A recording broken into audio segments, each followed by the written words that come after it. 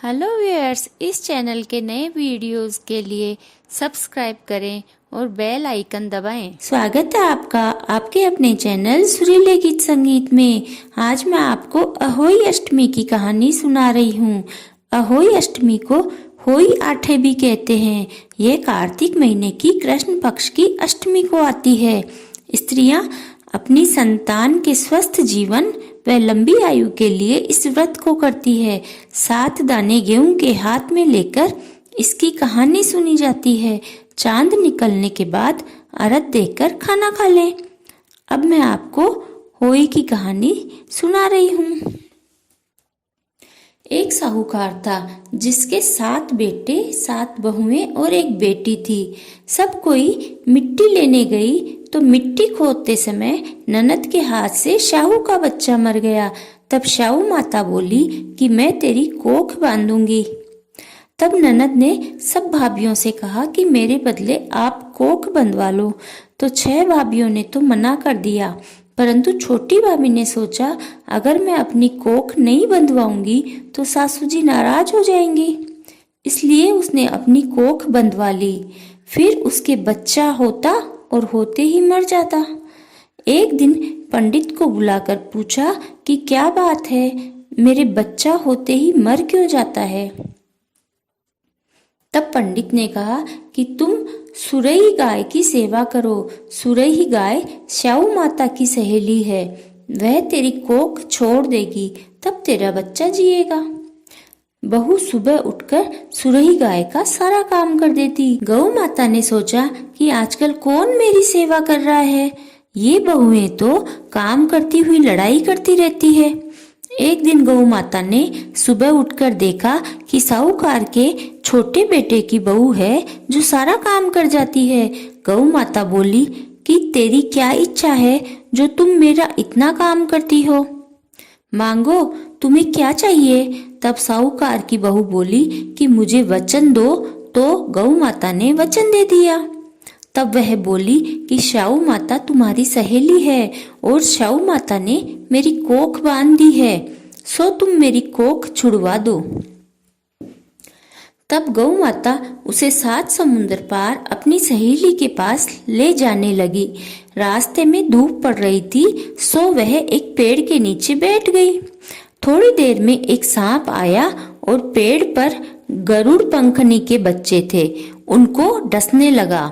तब साहूकार की बहू ने सांप को मारकर ढाल के नीचे दे दिया और बच्चों को बचा लिया।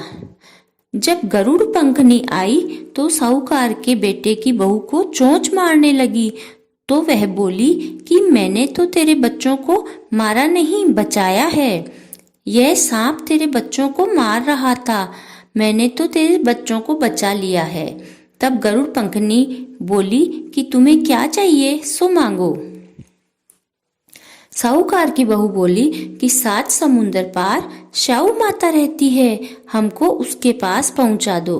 तब गरुड़ पंखनी ने उन्हें अपनी पीठ पर बैठाकर श्याऊ माता के पास पहुंचा दिया। श्याऊ माता बोली कि आओ बहन, तुम्हें बहुत दिनों में याद आई मेरी, और बोली कि मेरे तो सिर में बहुत जू बढ़ गई। फिर साहूकार की बहू ने उसकी सारी जू निकाल दी। तब श्याऊ माता बोली कि तुमने मेरी बहुत भलाई की है, इसलिए तुम्हारे 7 बेटे और 7 बहुएं हो। बहू बोली कि माता, मेरे तो एक भी बेटा नहीं है, तो 7 कहाँ से होंगी। तो साहू माता बोली कि क्यों नहीं होंगे। तब वह बोली कि पहले आप मुझे वचन दो। श्याऊ माता ने कहा अगर मैं वचन से फिर जाऊं तो धोबी के गांठ की कांकरी बन जाऊं। तब साहूकार की बहू ने कहा कि मेरी कोख तो तुम्हारे पास बंधी हुई पड़ी है। श्याऊ माता बोली कि तुमने तो मुझे ठग लिया, मैं तेरी कोख खोलती नहीं, परंतु अब मुझे खोलनी पड़ेगी। तुम घर जाओ, तुम्हें घर पर 7 बेटे 7 बहुएं मिलेंगी और 7 उजड़ना करना, 7 अहोई मांडना, 7 कढ़ाई करना। अब वह घर आई तो वहां देखा 7 बेटे और 7 बहुएं बैठी है। बहुत धन हो गया है। फिर उसने 7 अहोई मांडी, 7 उजड़ने किए, 7 कढ़ाई की।